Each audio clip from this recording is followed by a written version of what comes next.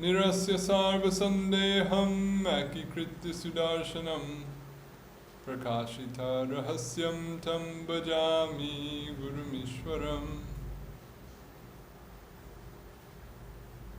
Namashrishtam manumāpi shachiputramatra swarupam rupam tasyagrajamaruparim maturim goshtavatim radha kundam girivaramaho radhikamadavasham prapto yasya pratita kṛpāya shri gurum tam natosmi. Shri Govinda Pararavinda Marupananya Vilashojitam Purna Prema Rasotsavo Jalamano Vritti Prasannānanam Shajvad Krishna Katha Mahamrita Payo Rasho Mudake Dato Bande Bhagavatani Mananulavam Murdna Nipatyakshito. Namo Mahavarinyaya Krishna Prema Pradayate Krishnaya Krishna Chaitanya Namne Gaura Tvishe Namah Jayatam Surato Pangor Mama Mandamate Gati Matsarvasva Parambujo Radha Madana Mohano Kuladi Devatamor Madana Mohan Jar Seva Raghunatha Rup Sanatan Jaya Rupa Sanatana Bhatta Raghunath Shri Jiva Gopala Bhatta Dasa Raghunath Echai Goshai Kori Charana Vandan Jaha Hoite Vignanasha Bhishta Puram Adadana Dantoy Yacheham Puna Puna Srimad Rupa Parambojo Dhulisyam Janma Janmani.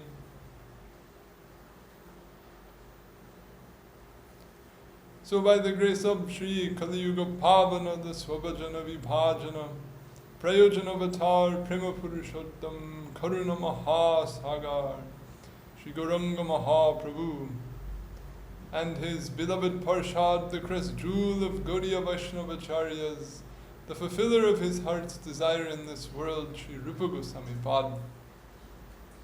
Again, today we will continue our discussion of Sri Padyavali. So we're coming to the end of the Nam Mahatmya Prakaran, the section on the greatness of Bhagavan's name. So we have 2 verses left in this section, so today we'll enter into discussion of those. In our last class, we discussed the verse of Lakshmidhar from the Bhagavan Nam Komudi, which offered praises of the name as being purifying of sin and causative of liberation, and as far as a point of significant discussion, that the name does not depend upon diksha to be effective. So we had some discussion of that, as well as the relative degree of effectiveness or of mantras with or without diksha, and then what fundamentally is the importance of diksha. This is what we discussed in the last class. So today we'll continue from verse 30. Having thus cited a verse that describes the name's independent capacity to attract the mind, purify sin, grant liberation, and so forth, the compiler next cites a verse that describes how the name alone is the very sustenance of those who are one-pointedly devoted to it. Viceyāni, vicāryāṇi, vicintyāni, punaḥ, kṛpaṇasya dhanānīva, tvan-nāmāmi bhavantu. Like the riches of a miser, may your names again and again be our objects of pursuit, objects of deliberation, and objects of meditation. So this is very nice. Short, sweet expression. Like the riches of a miser, may your names again and again be our objects of pursuit, objects of deliberation, and objects of meditation. So for a miserly person, that is, someone overly attached to money, riches are objects of pursuit. That is, they are sought out from various sources by means of various endeavors. Objects of deliberation. That is, after they are attained, miserly persons think, these alluring and highly valuable riches are more dear to me than life, and thus are not to be given to anyone. These are as the commentator is characterizing it. And 3, objects of meditation. That is, they are always thought of as being needed to be kept hidden and protected, to prevent them from being taken away by kings, thieves, friends, family members, and so on. So this is as per the general idea that as someone possesses an object, so too that object possesses them. Because to possess anything is to retain concern for its protection, its maintenance, and so on, and therefore to give of one's own time, energy, thoughts, and so forth to the object. So as one gains from the object, so too one loses, or so too some of one's own energy, resources, etc. go to the object. So nothing can truly be gained without something being lost as well, so to speak. So for persons who are highly attached to objects, or in this case money, then there's a great deal of energy that pours into them. The energy to acquire them, the thought and preoccupation in the mind with them once they're achieved, and then all the endeavors that are made to protect them or to further enlarge them, etc. So, the repetition again and again, punaḥ, is stated to show affinity. In other words, it's not that the miser is doing this begrudgingly either. The miser is avidly thinking about his money, thinking this is very important, this is a very grand thing I'm doing. Thus, the author's prayer in the verse can be paraphrased such that he expresses the following. As the mind of a greedy miser is always absorbed in money, so let my mind be always absorbed in Sri Bhagavan's names with great affinity. As a greedy miser always pursues money, let me always chant Bhagavan's name. As a greedy miser always thinks of how valuable money is, let me always deeply cherish Sri Bhagavan's name. And as a greedy miser always worries about storing, protecting, and increasing his money, let me always be intent upon further chanting Sri Bhagavan's name with ever greater bhakti. The commentator also specifies that the author's focus in his usage of the metaphor of a miser in the verse is on the aspect of profuse personal attachment, or mamāpi, within a miser's mentality regarding money, and not on the aspect of a lack of charity, disregard for others, and other faults found in such a mentality. So every analogy is always partial. No analogy or no two things are 100% equivalent. So the commentator is saying we should appreciate this aspect of the analogy. But if we say, well, misers, they're also cruel, and they're also uncharitable, and they're also disrespectful, so does that mean that if we think of Bhagavan's names as our objects of pursuit and meditation, that we should also be uncharitable and cruel and insensitive to other people? No. And it's unlikely that anyone would form that interpretation, but just to preclude anyone from doing so, the commentator is saying that's not the aspect of a miser's attitude that's applicable in this analogy. Rather, it's specifically the aspect of mamāpi. Moreover, as the greed of a miser can also be considered a metaphorical illustration. That's the wrong alphabet. As the greed of a miser can also be considered a metaphorical illustration of the hankering, or lolya, that was said to be the sole price to be paid to attain ragatmika bhakti, earlier in verse 14. Sorry, that's not a complete sentence. I'll have to fix that later. Maybe it just needs to be cut instead of that. I think there's no as meant to be there. So we had a long discussion about the idea of lobha or lolya as the eligibility for the path of raganuga bhakti, as the price to be paid to achieve ragatmika bhakti.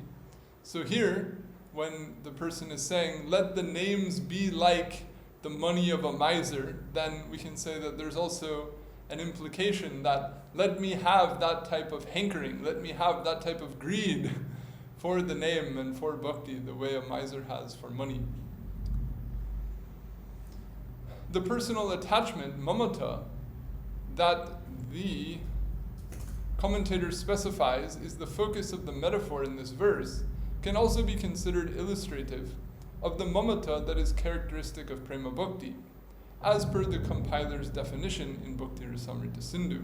Quote, that very bhava, or bhava bhakti, upon becoming intense in nature, marked by extreme mamatva, and that because of which the heart becomes completely melted, is called prema bhakti by the wise. So one of the defining features of prema bhakti is intense mamata. So the commentator is here saying that the aspect of a miser's mamata for money is the focus of the analogy. So we can then say that the prayer towards the name is also can be understood to be a prayer for prema, for the name.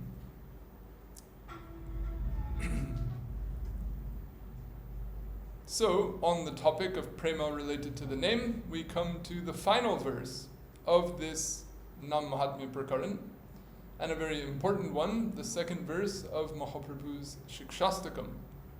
So this one we'll have a little bit of an extended discussion of. I didn't want to go very long on it, but there were many points that I felt were important to include. So we'll begin that now. Having thus cited a verse that describes one-pointed devotion to and hankering for the name, the compiler next cites a verse wherein, according to the commentator, Sri Bhagavan, in the form of Sri Gaurachandra, for the sake of teaching others, describes the ineffable greatness of the name, as though condemns himself for lacking anurag, or loving attachment for the name.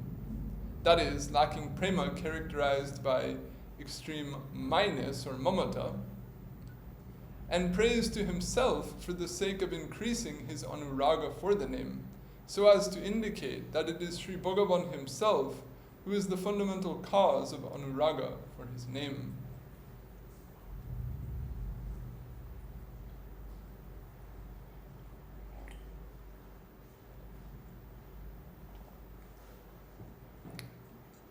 Nāmnām akāri bahudhā nija-sarva-śaktis tatrārpitā niyamitaḥ smaraṇe kālaḥ etādṛśī tava kṛpā bhagavan mamāpi durdaivam īdṛśam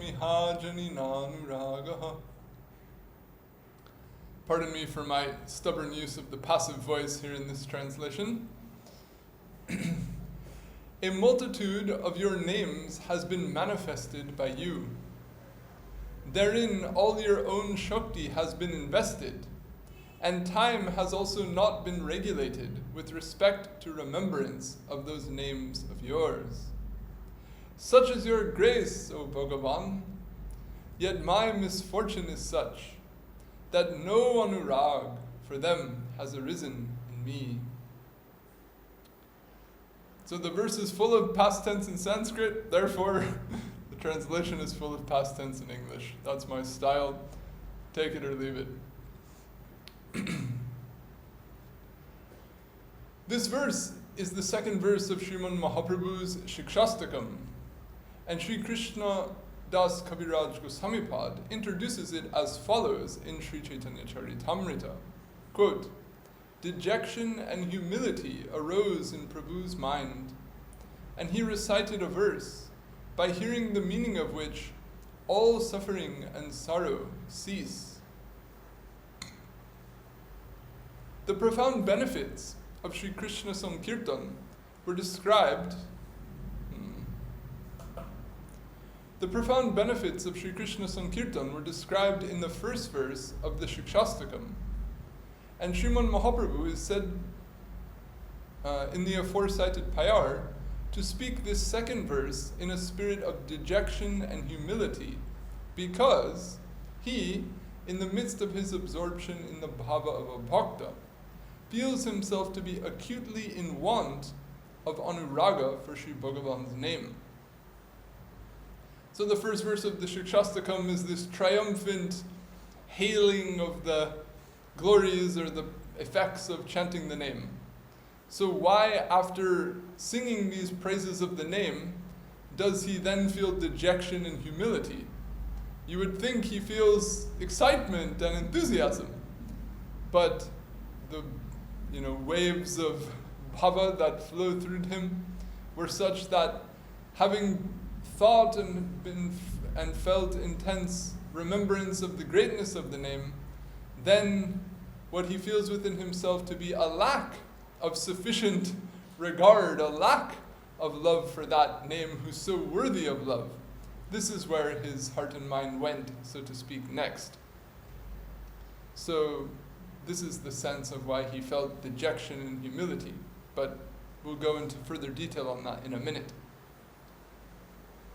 First of all, we're going to focus on the word anurag. So in this verse, he ends with the phrase, ihajani nanuragaha, that no anuraga has come about for them. Iha meaning here for those names. So I'm offering the idea here that he may have chosen this word anuraga because this word is found in a verse from the Bhagavatam, which Ishvara Puripad personally taught him, and which is a prominent, significant verse in the Bhagavatam that pertains to Nama Sankirtan. So Srimad Mahaprabhu's use of the term anurag here is likely with reference to a verse in Srimad Bhagavatam that his guru, Sri Ishvara Puripad, personally taught him, wherein the term anuraga is mentioned. Quote, one whose right is so, that is, whose right consists of hearing and singing of Sri Bhagavan while roaming about unabashed and free from attachment, in whom anuraga has manifest by chanting the names of Sri Bhagavan dear to oneself, and who is thus of melted heart, loudly laughs, cries, shouts, sings, and dances as though mad, oblivious to society. So there's a couple different ways that this verse is interpreted. The interpretation I've given here is based on an interpretation of Jiva Gosvami found in Bhakti Sandarbha. And why I chose that interpretation, I'll explain a little bit later. Sri Sridhar Samipad, Sri Sanatana Gosvami Pad, Sri Jiva Gosvami Pad, and Sri Vishwanath Chakravarti Pad all gloss the term anuraga in this verse as prema in their respective commentaries. So anuraga here means prema. So when Mahaprabhu is lamenting, I have no anurag for the name, he's saying, I have no prema. I feel I have no prema. Sri Ishvara Puripad also tells Sriman Mahaprabhu, as is recorded in Sri Chaitanya Charitamrita, that he has attained prema for Sri Krishna prior to teaching him this verse. And Sriman Mahaprabhu's Leelas described throughout Chaitanya Charitamrita, Chaitanya Bhagavat, and other works certainly provide numerous narrations of Sriman Mahaprabhu's laughing, crying, shouting, singing, dancing, and so on as though mad. That is, of his abundantly exhibiting the symptoms of having a heart melted by the presence of anurag, that is, prema, as described in this verse from Srimad Bhagavatam. In the verse under discussion, however, meaning the second verse of the Shikshastakam, Sriman Mahaprabhu laments that, quote, no anuraga for your names has arisen in me.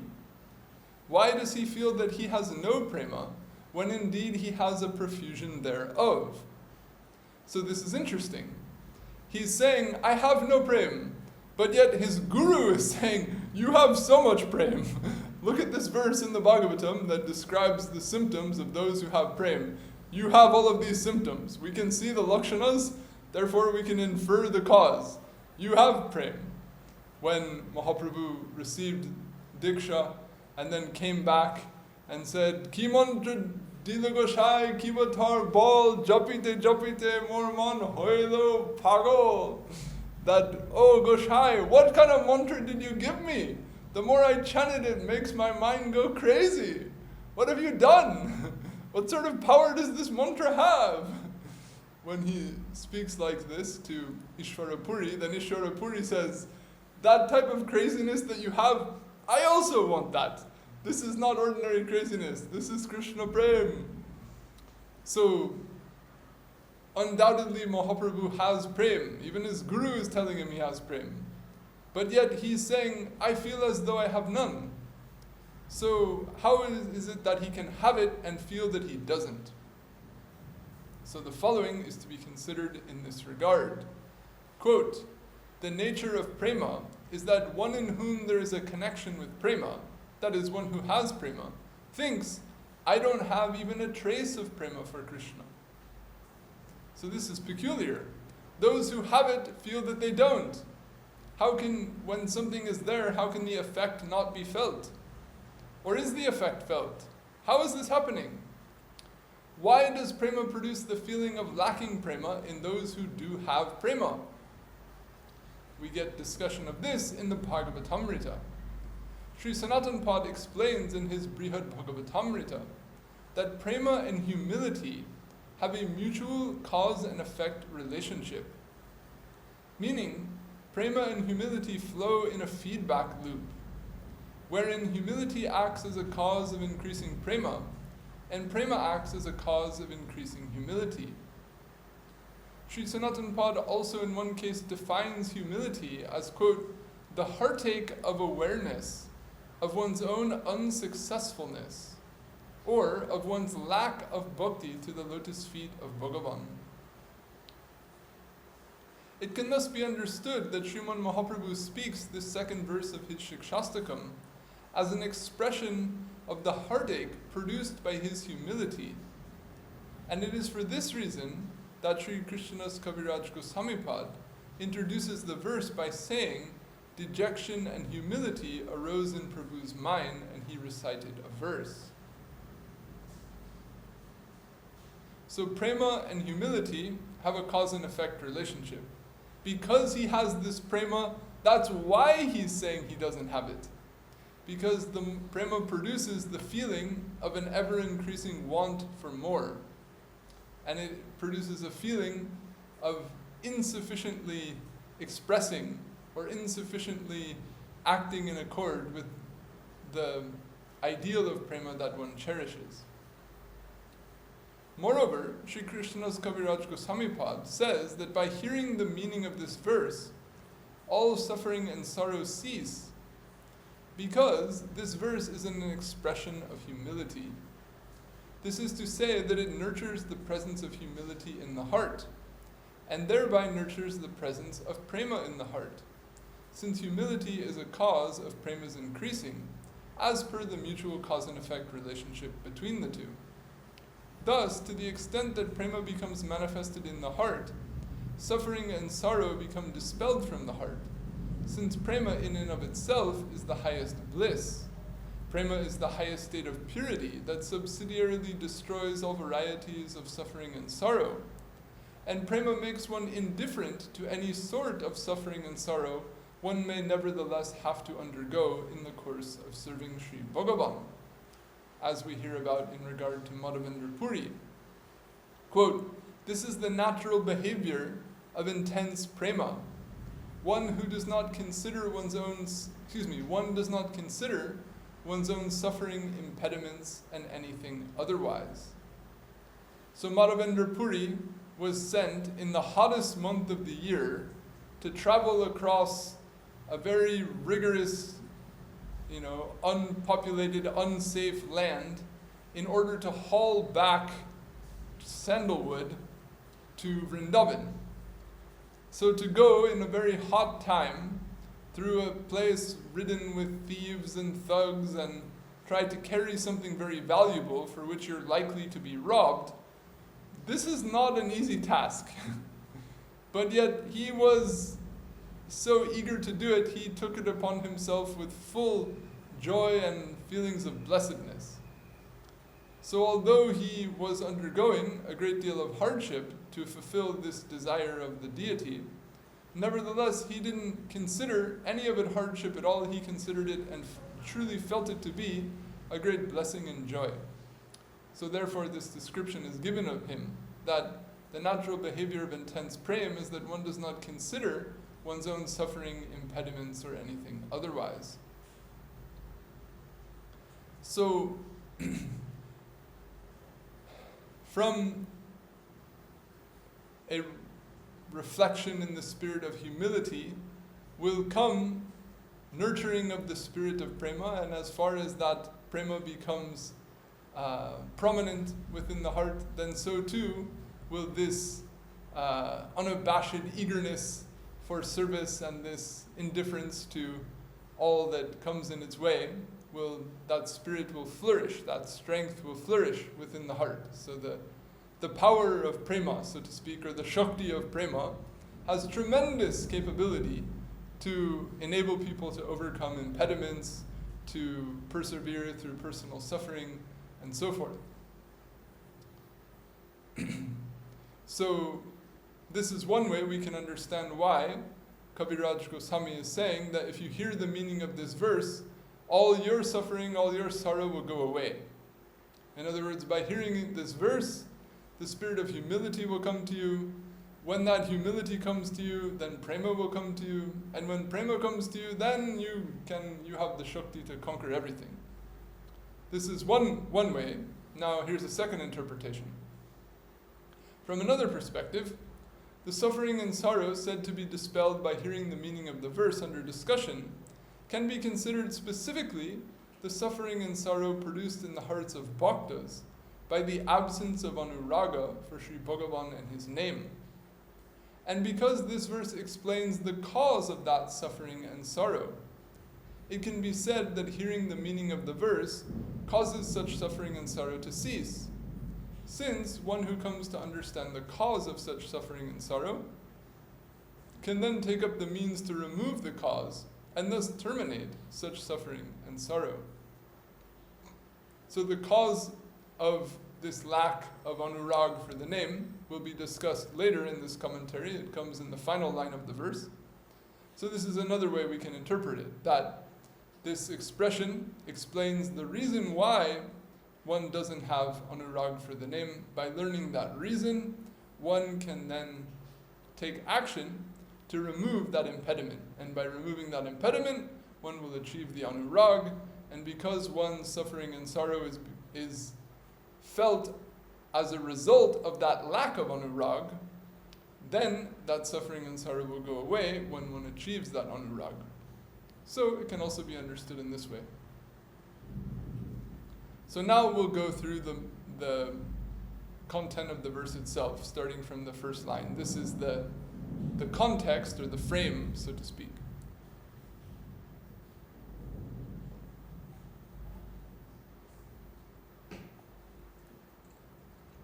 Sriman Mahaprabhu begins the verse by saying that Sri Bhagavan has manifested a multitude of names of himself. Nāmnām, akāri, bahudhā.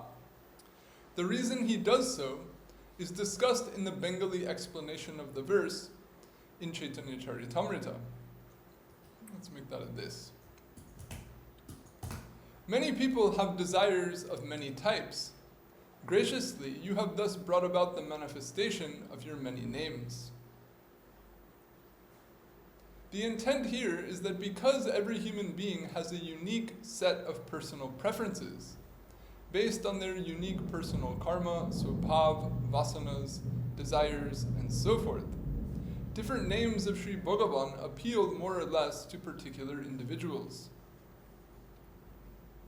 Sri Bhagavan has numerous names because of different features of his character, that is, those based on his essential nature, such as Parabrahman and Paramananda, those based on his forms and appearances, such as Pitambar and Shyamasundar, those based on his qualities, such as Karunamoy and Bhaktavatsala, those based on his leelas, such as Giridhari and Rasa Bihari, and those based on his relationships, such as Yashodanandan, there's a mistake, and Radhanath. The particular aspects of Sri Bhagavan's character that each name of his evokes remembrance of may appeal to a particular individual to a greater or lesser extent based on their personal taste. Persons inclined to the pursuit of liberation may be fond of the name Mukunda. Persons inclined to dharma and preservation of the social order may be fond of the name Dharmasetu. Persons who feel great affinity for qualities like grace and compassion may be fond of names like Kripamoy. Persons who feel poignantly repentant for their past sins may be fond of the name Patipavana. Persons charmed by a particular lila performed by a particular form of Sri Bhagavan may be fond of a name of Sri Krishna like Damodar, and so on. So there are so many names, and each has a particular flavor, if you will, or evokes a remembrance or awareness of a certain aspect, a certain feature, a certain feeling associated with Bhagavan.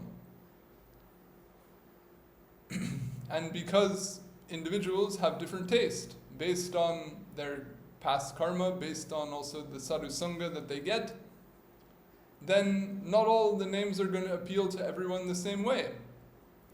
Just as not all foods appeal to everyone the same way. Can you argue that, food 1 tastes better than food 2?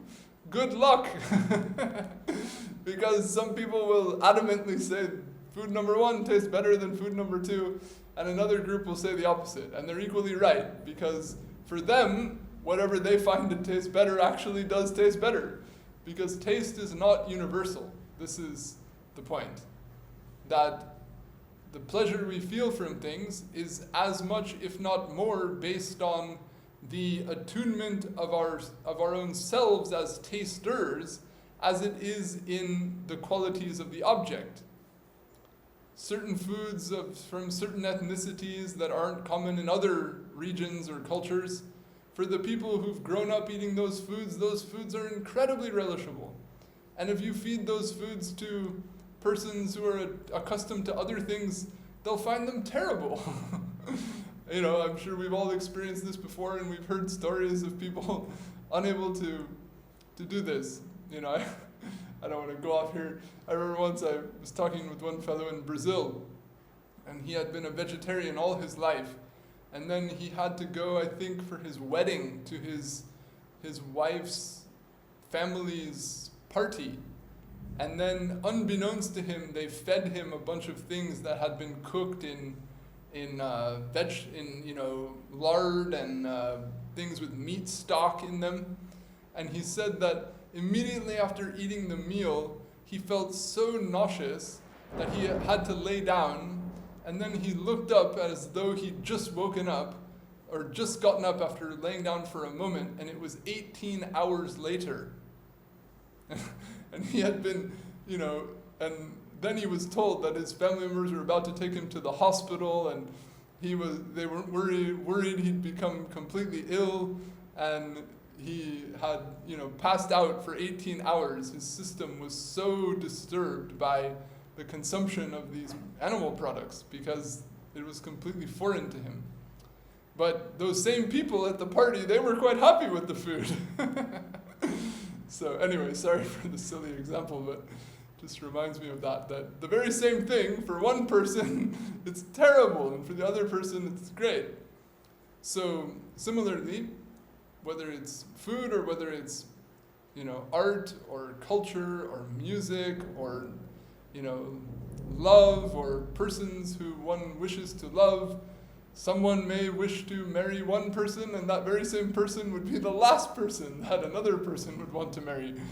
So, in all these types of matters, the nature of the personal taste is very significant. So, what's being pointed out here is that in the spiritual path and in the path of bhakti and in the acceptance of an Ishta Devata and in the cultivation of bhakti and in the aspiration for prema, then taste has its position.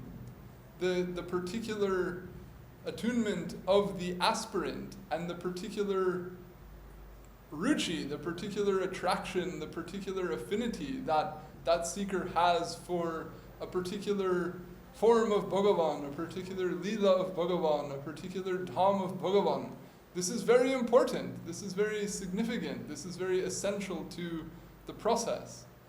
Just as in ordinary life, to fall in love with someone, the characteristics of the person you fall in love with and your sensibilities about what things you tend to love, those are very much relevant to the process. It doesn't actually happen without them. So this is the point that's being stressed. So here we'll see how Sanatana Gosvami has emphasized this. So, moreover, it is enjoined in the Shastra that a sadhaka chant the name or names of Sri Bhagavan that the sadhaka feels personal taste for.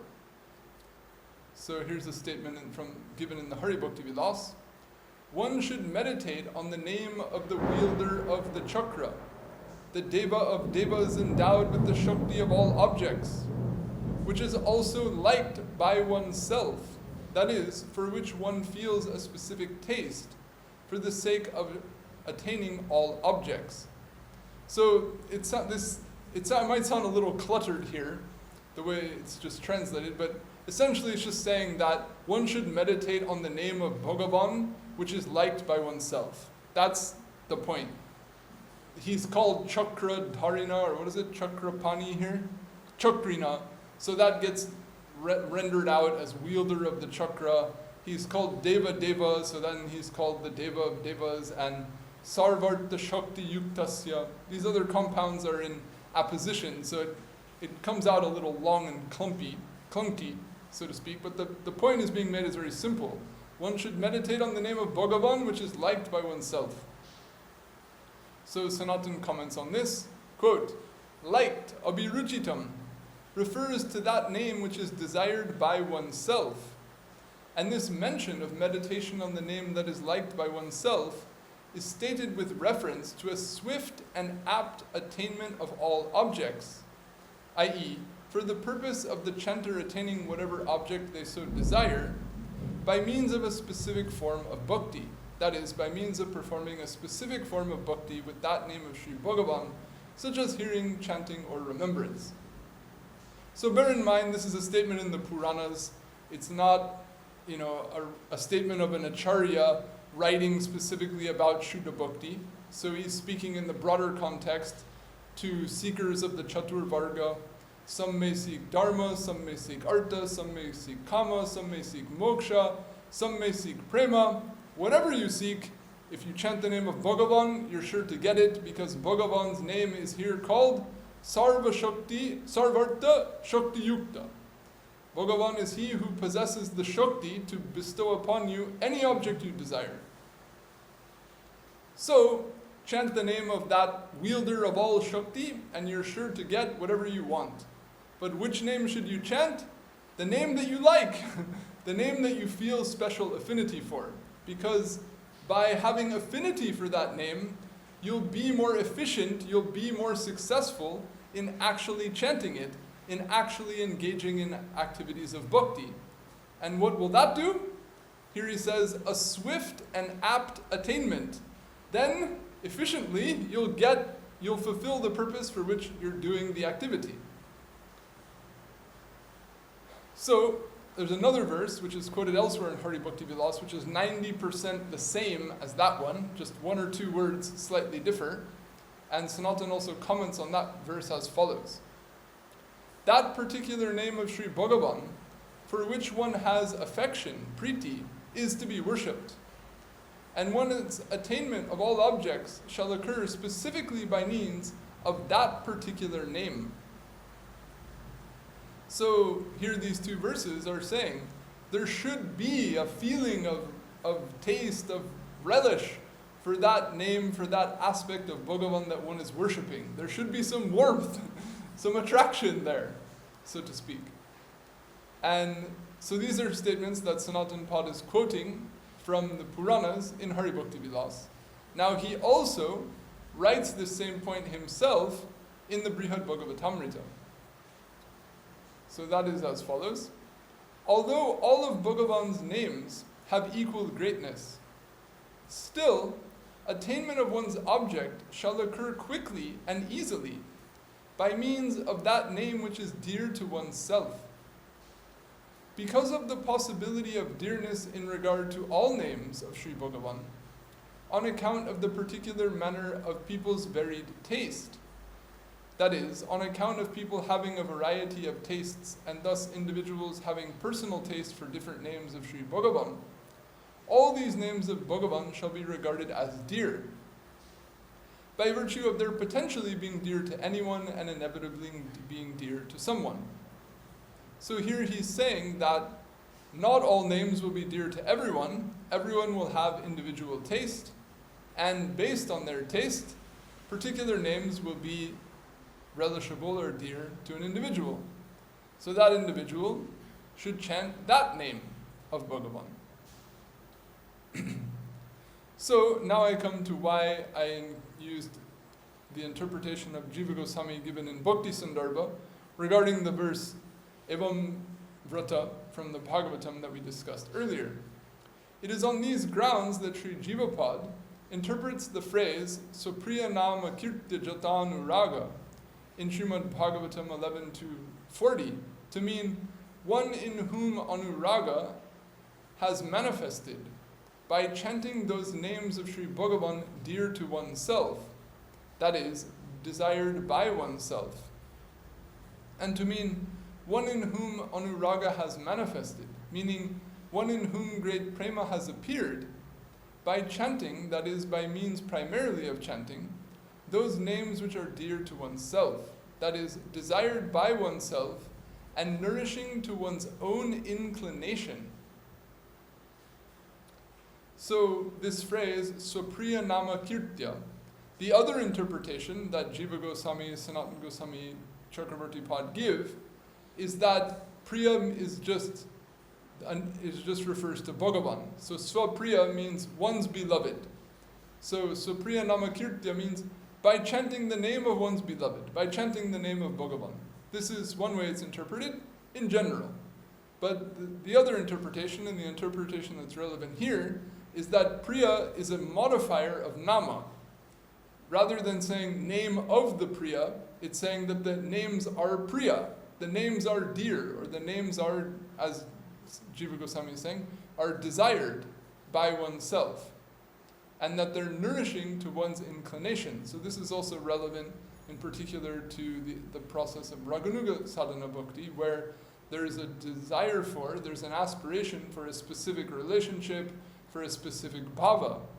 So it goes without saying then that the names of Bhagavan that are chanted by a person following that particular path who has that type of specificity in their bhakti vasana, that the names chanted in their kirtan will be corresponding with the inclination or the vasana that they have. And that this leads to the greatest efficiency or success in following the process. In this way, it can be understood why Sriman Mahaprabhu makes mention in the verse under discussion of Sri Bhagavan's having manifested many names of himself, and this being a testament to his graciousness. Oops, there's a typo. Okay, so that's discussion of the first point in the verse. Nāmnām akāri bahudhā. Bhagavan manifested many names. So why he manifested many names, what benefit that provides for people, how that's an expression of his grace. Now we've discussed all of that. So let's come to the second point made in the verse. Sriman Mahaprabhu next states in the verse that all of Sri Bhagavan's own Shakti has been invested into his names. Nija-sarva-śaktis tatrārpitā. The Bengali explanation of the verse in Sri Chaitanya Charitamrita says, "You have distributed and invested all your Shakti in your names, and all attainments occur as a result of chanting these names." In regard to this subject and to the aforecited verse from Brahmanda Purana, Sri Sanatana Pad comments as follows, quote, "Of he endowed with the Shakti of all objects. By means of this qualifier of Sri Bhagavan, all names of Sri Bhagavan, being endowed with the Shakti of all objects, that is, the capability to produce the attainment of all objects, is specifically indicated on account of the non-difference between the name and the name's bearer, that is, Bhagavan."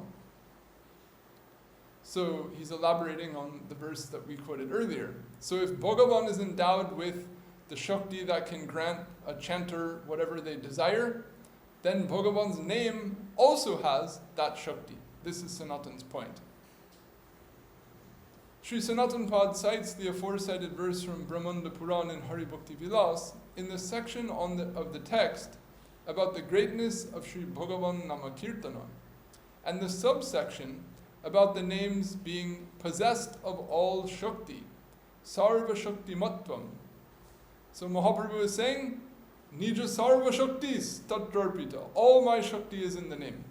And Sanatana Pad is writing, the name is possessed of all Shakti. And so this verse is Sanatan's praman for that very concept.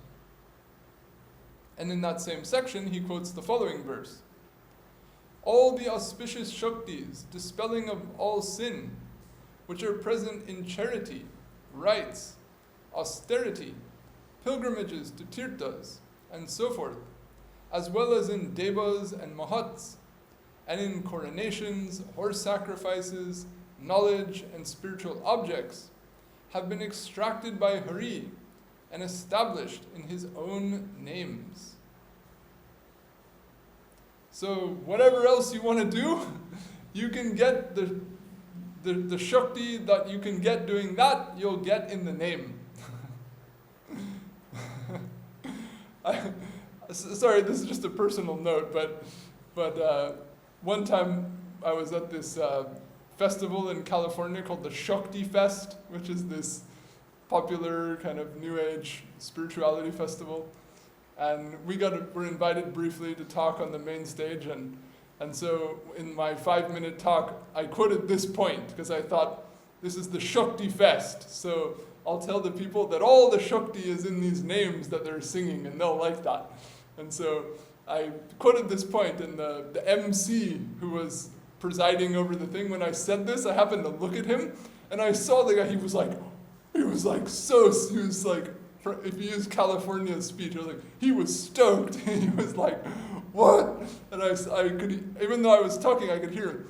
I saw him turn to his co-host or whoever, and he said, "I've never heard anybody say that before."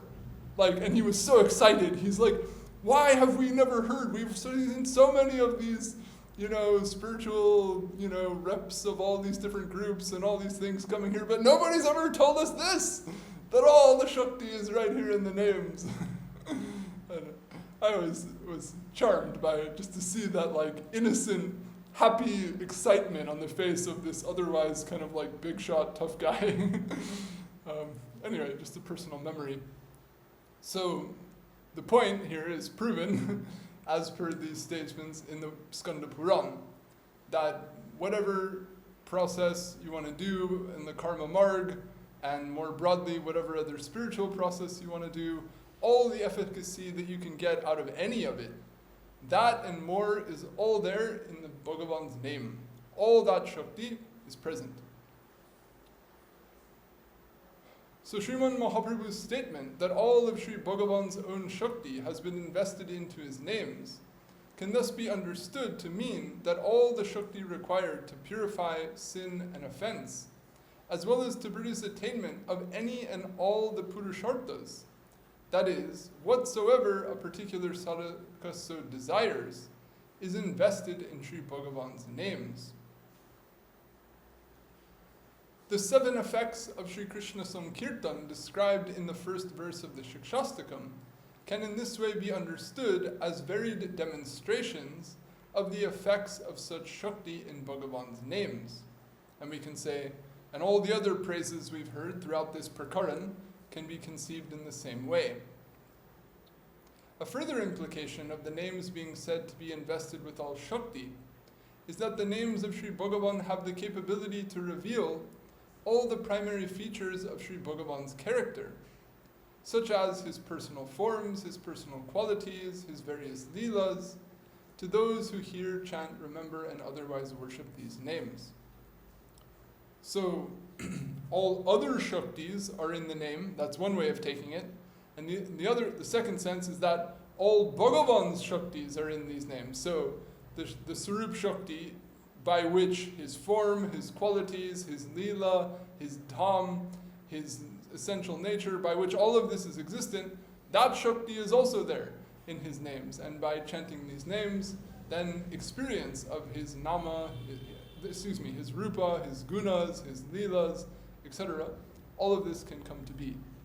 So that's also another way it can be interpreted. So one last point in this regard. It should also be understood that when Sriman Mahaprabhu speaks of Sri Bhagavan's names as having been manifested and invested with Shakti, there is no intended implication that at any point Sri Bhagavan's names did not exist or were devoid of all this Shakti. Rather, Sri Bhagavan's names exist invested with all Shakti verily beginninglessly, and are only spoken of as having been manifested and invested with Shakti for the sake of making known their beginninglessly existent essential nature. So, this is just, a technical point, if you will, that he's speaking of the nature of a thing, but he's talking about it as if there was a timeline of events and this Shakti got put into it. It's not that actually there was a time that it wasn't there, but it's just making it clear or making it easily understandable that the presence of that Shakti is there. This is the point to be conveyed. So I think I'll stop here for today before going into the third line of the verse and then the rest of the content. So let's leave it at that. So today we've talked about the greed or the intense interest in the name that the bhakta or the sadhaka will have, like a miser does for his money. And we've talked about how Bhagavan's names are such an extraordinary manifestation of his grace because they're available in so many forms so as to suit the personal taste and sentiment of any given aspirant, and because they're imbued with all of Bhagavan's Shakti, whereby one can be purified, whereby one can achieve whatever one so wishes, whereby one can experience any and all features of Bhagavan's own divine nature. So I'll conclude here. If anyone has comments, questions, corrections, or otherwise, please feel free to share.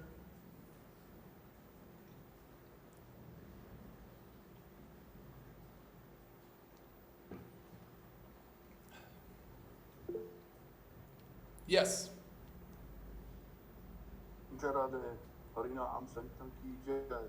Jai Ho. Nice presentation, really. Okay, so many questions, but one that pops it. Oh yeah, first question, simple question. In some shlokas quoted, you referred to scripture, original scripture that was quoted from as DDT. What was that? DDT is an acronym for the Durdaivam on Hari Bhakti Vilas, which is a commentary of Sanatana Gosvami to his own book. Yes. Okay. Now, so in our tradition, we learned that Mahaprabhu was chanting the name Sankirtan outside, Nagar Sankirtan. And I'm not sure if this is like absolute truth that when he went out, he chanted Hari Haraya Nama Krishna Yadavaya Madhavaya. Yeah. Gopal Govindaram, Shimatu Sudam. So all the this particular song is actually quoted in Narottam Das Thakur's Pratana. Is this the actual sequence of names that Mahaprabhu chanted, or is this composition of Narottam? Would you be able to say anything about it? That the very first verse, Hari Haraye Namo Krishna Yadavaya Namaha Yadavaya Madhavaya Keshavaya Namaha, that is also found in Chaitanya Bhagavat and said to have been what Mahaprabhu chanted with his students when he got back from East Bengal, when he was starting to speak less about grammar and more about Krishna. Then he would have everyone clap and they would sing that. This is mentioned in the Chaitanya Bhagavat. So I don't think his Harinam Kirtans were not limited to only this. And is there a record what kind of songs or names Mahaprabhu chanted when he went out? I wish there was more. In the Chaitanya Bhagavat, you'll find 4 or 5 cases where there's like one payar given that says, Jai Krishna Gopal Govinda Murari, da da da da da. Like, and in this way they did the Sankirtan, where it'll list things like that. But as far as anything longer than one payar as a direct example of what was sung, you don't find it. In the works of Kavi Karnapur also, you just get one verse sort of examples. But as far as like a clear sense of this is what a majority of the time was chanted or the exact manner of chanting, I'm also thirsty for a little more precise records, but I haven't been able to find them. And this leads me to another question. Narottam Das Thakur, he developed this sort of his own type of kirtan style that includes Bardanga, different style, and singing, which is called, I forgot. This tradition has been continued for centuries and it's kind of lost now. But is it possible that he has enacted actually or revived the actual original style and way of singing and that was prominent in Mahaprabhu's times? I'm not qualified to say. I haven't researched that topic enough. There's, from what I understand, Srinivasacharya also developed another style called the Manohari, I believe. And there was a third one that also started around that time. And exactly how much of any of the three drew directly from the precedent of the manner in which Mahaprabhu would chant with his direct associates in Nadia or in Nilachal, I'm not able to say with precision. Correct. And also later on, Radharaman Charandev, he also started his own style. Right? Now, on those, wait a minute.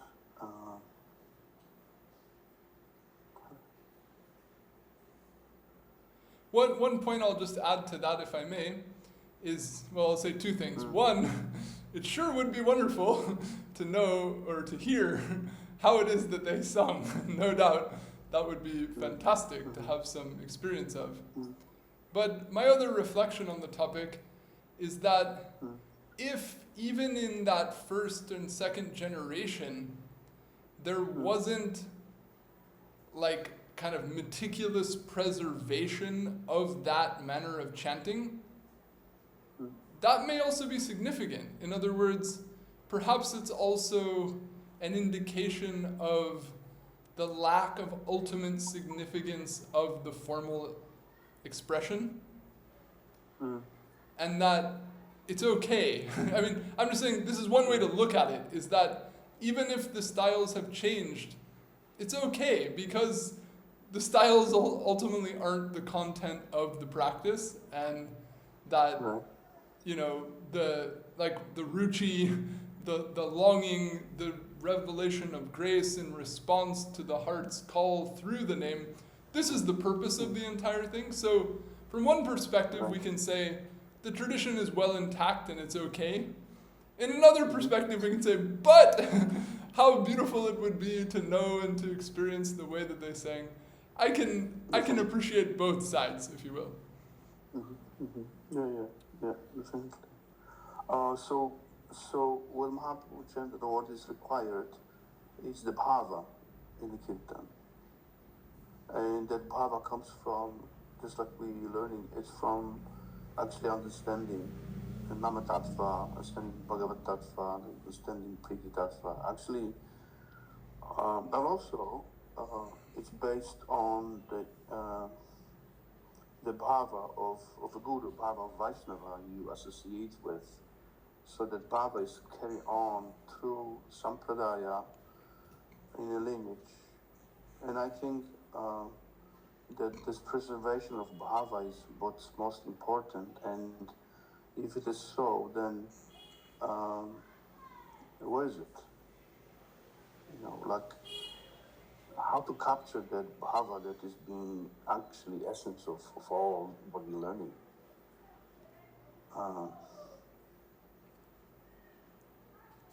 Because what I see, what I hear, is that like there are so many kirtaniyas, right, in Bengal, right? Some famous, some less famous, and then inside this particular mood of flavor when you hear them, right? And what I'm not sure if I'm clear to express it, but what I'm trying to see, if there is any particular how to capture the real bhava that comes down in sampradaya, right? So it is in the guru, yes.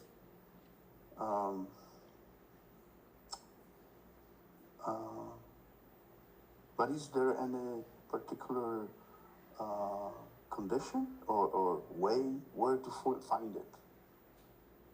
Right? That's my very vague but question that points to actually, you know, again. So just let me just a little bit step back, because what we hear from your presentation is that the name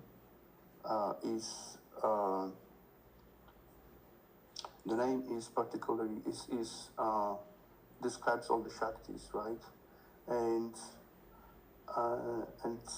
it may be very specific, let's say like in the case of Radhanath or nāmnām, and maybe very general, Hariharaya. So what I'm getting into is to understand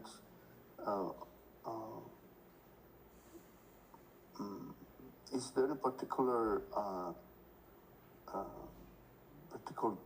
trend that Mahaprabhu established?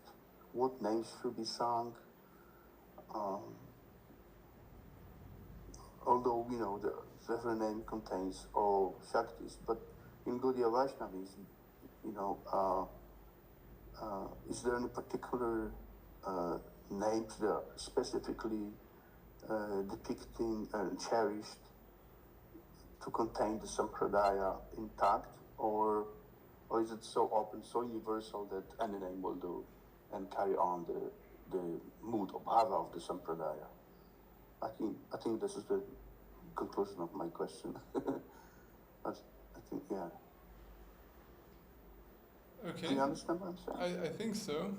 So, yeah. You know, as per the discussion today, the name that's appropriate is specific to the individual. So, Okay. according to the individual's taste, according to the individual's aspiration, the name will be appropriate to them.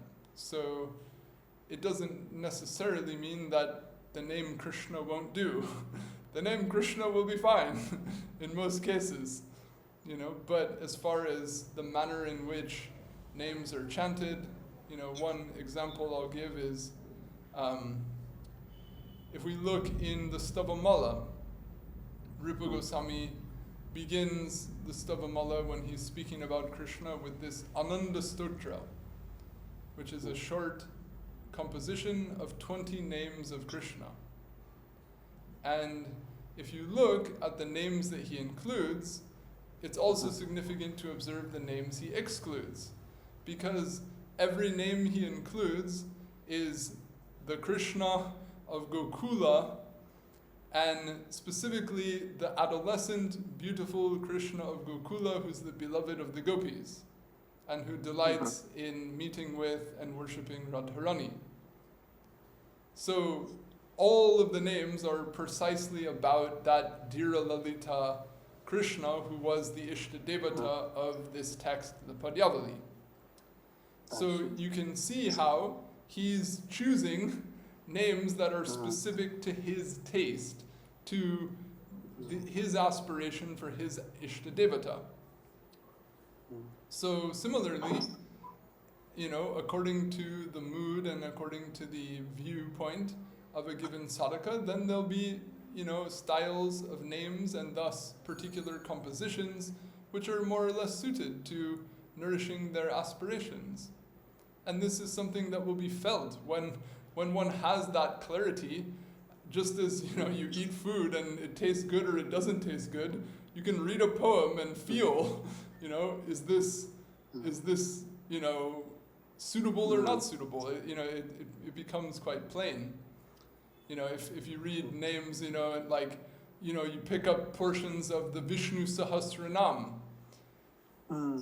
Maybe not. In other words, maybe a bunch of the names about how he's the regulator of the gunas throughout the whole of the realm of Prakriti, and all of these kind of things that pertain to Samkhya and Aishvarya and things like that. One may not find that those are the type of names that are going to be suitable to a daily practice of kirtan. But, the Vishnu Sahasranam is not, in any way unworshipable. It's, universally recognized by Sanatanis and chanted from all time everywhere. And, I'm not here to say anything negative in any way about the Vishnu Sahasranam, but simply that according to the taste of individuals, it's not that all of those names are going to be of equal applicability or equal relish, according to the particular focus that one has. But in the case of many who don't have specificity, then for them, it's all right. They may not feel anything in that regard. So this idea of having that type of specificity of aspiration, that is also something we found and prominent in the Gaudiya tradition at least, and also found in other traditions to a certain extent.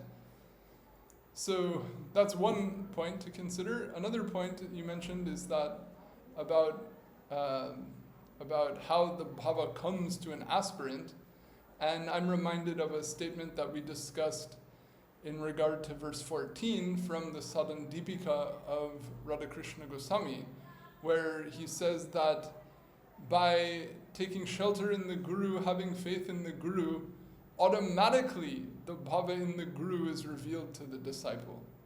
In other words, when the person regards the sadhu with shraddha, then just by associating with the person, it just happens. Just as, whether it's spiritual bhava or it's just ordinary preferences, like hang out with anybody and you'll absorb something of their likes, their dislikes, their attitudes, their mannerisms, everything. Association has just a natural effect. So by associating with a particular sadhu, something of the character of what's in that sadhu's heart is inevitably going to be experienced and imbibed. Now, some sadhus are more reserved than others are more forthcoming than others. It's not that, all cases will be the same. But according to the relationship and the degree of intimacy that one has, it's more or less a natural transaction.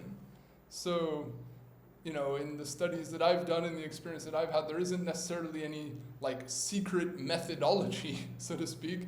If anything, in the beginning of the Bhagavatam, there's the statement that the Guru reveals secrets to the disciple who is snigdha, In other words, the person who's just nice to be around, like the person who's just amicable, that's all you need, like just to be trustworthy and nice to have around, that'll do. And that itself can, gradually lead to intimacy, trust, and more relationship, whereby more and more of what's in the heart of one person becomes expressed directly or indirectly to the other. So, from my understanding, it's natural, so to speak, the transaction. Yes. But is any particular because in Gaudiya Vaishnavism, the main thread is raga, and so raga specifically is for Krishna Braj. So then, naturally, the names, particularly to that Braj Lila, would be most dear and most prominent than the others, or not, because when we read like this class, we listening to this presentation, it's more or less analysis of what name is and what's not, and basic analysis.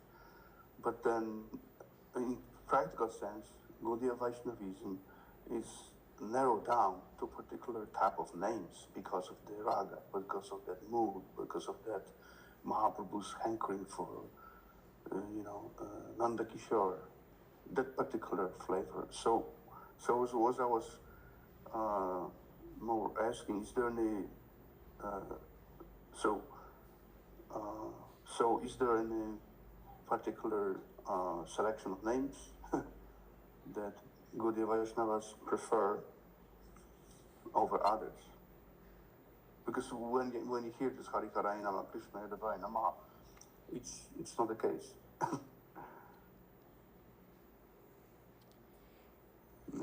I mean, what can I say? Like, I don't think it's possible to generalize it to a sampradaya. Taste is individual, and I gave the example of Rupa Gosvami, his poem of the Ananda Stotra.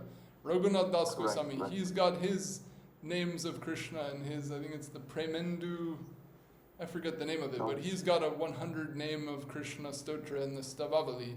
Chakravarti Pad has his, poems in his Stavamrita Lahari. Individual sadhakas write their poetry, chant their names, express their heart. So many padakars are there in the, Bengali, Maithili, literary heritage. So, and individuals appreciate certain things more than others. Some bhaktas might love to chant Rasa Leela related things, others maybe less so. I think it's ultimately comes down to personal individual preference. Nice. Okay, that helps. Thank you. In our case, like we can hear in the words of our Guru Maharaj, Prana Bandhu, Atma Bandhu, Jivan Bandhu, certain names, certain aspects that are, held dear, given repeated discussion and emphasis. Like these are things that are just imbibed and tasted. It's not always spelled out in detail like that. Thank you. This is very nice. Yes, thank you. Can I have one more? One more question. Sure. So, I've previously, I think coming to Helena Mabas, or Namabhas in general, because I heard that names included, or part of the name included somewhere in other languages or in other nomenclature, like for example this Dodge Ram car, Ram, and some other syllables taken from the name are being used in other languages or completely different nomenclature of different sorts, describing different things. Would that count as nam or namabhas? It can. Can, okay. So this, I was because I heard from other sources, which are not, classical Gaudiya Vaishnavism, that they say, anything will do, right? So to make sure that. Yeah, That this there's is actually that. I can't remember the whole verse. Namaika, what? I forget. There's another verse in the same chapter of the Padma Puran that the 10 offenses are listed. The verse is also quoted in Hari Bhakti Vilas and Chaitanya Charitamrita and other Gaudiya works, and there's a compound in there. I think it's Vyabhahita Rohitam, and I believe it's in Sanatan Pad's commentary on that phrase that he says that the syllables of the name, even if they're separated by other syllables, can still be, effective as being considered a chanting of Namabhas, and even if the pronunciation is different, it's still possible. The points are made. Okay, fine. Okay, thank you. That's it from me. Jai. All right, Vaishnavebhyo Namo Namah. Jai Shri Guru. Oh, is there another hand? Is that what I see? No, I just put my head down. Oh, okay. Yeah, I think. Yeah, you want to say something? Yes, Pranam. Yes, Baba. Thank you very much for the class. I just want to make sure that I understand correctly about, for example, if we take theoretically 4 different persons, and one person, for example, has a preference or affinity for the name Mukunda, the second, for example, for the name Dharma-setu, the third for Kṛpā, and the fourth for Patitapavana. Does it mean, for example, that, the first one who will be chanting the name Mukunda will attain, for example, a set of benefits or blessings which this particular chanting of this particular name gives? And in the same way, like in mathematics, like the name Dharma-setu has its own set of benefits, and the name Kṛpā has its specific set of benefits. And for example, if each person chooses the name which he or she has more affinity, he receives not only benefits which are included in the set or for this particular name, but also all 3 other sets, for example, which are not included, but because he is chanting the name for which the person has affinity, he receives like all the other sets as well. So he does not necessarily need to chant all the names, but by chanting the name for which there is like higher affinity, he receives also all the sets of benefits included in other names. Or is it not the case? He only receives, for example, the names, the set of benefits which are included for the name Mukunda specifically, for example.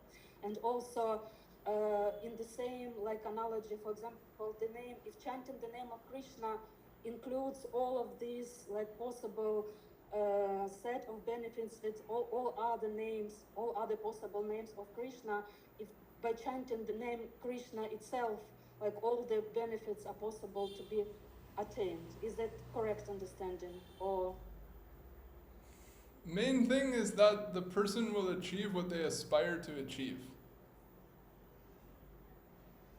This is the prominent principle. Yeya tamam prapadyante tangs tataiva bhajamyaham.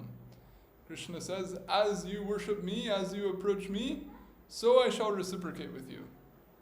So if someone wants mukti, then Krishna will give them mukti.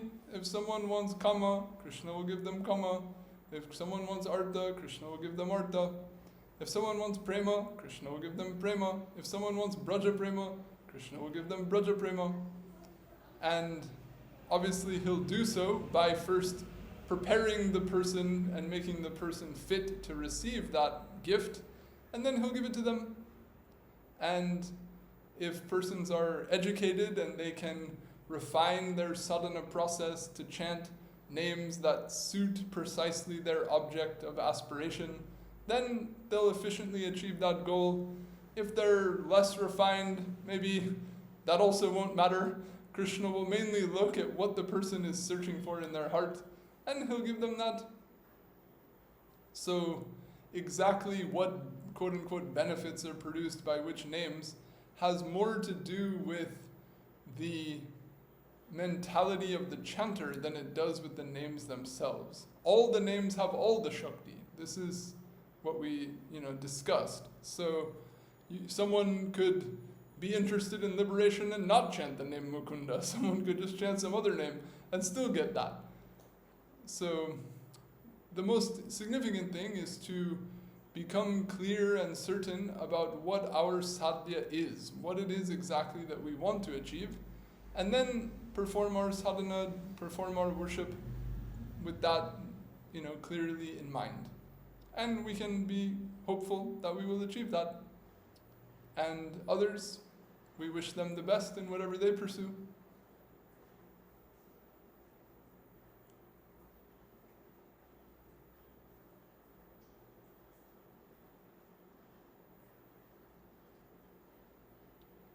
Thank you.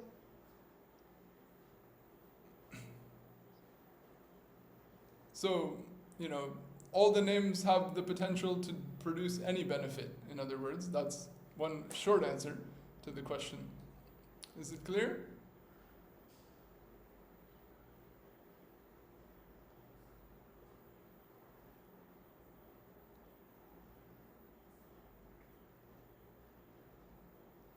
Okay, I'll assume so. Then I'll sign off here. Vaishnavebhyo namo namah. Jai Shri Guru, Jai Shri Gaur, Jai Jai Shri Shri Radhe Shyam. Jai Shri Radhe Shyam. Jai Shri Krishna.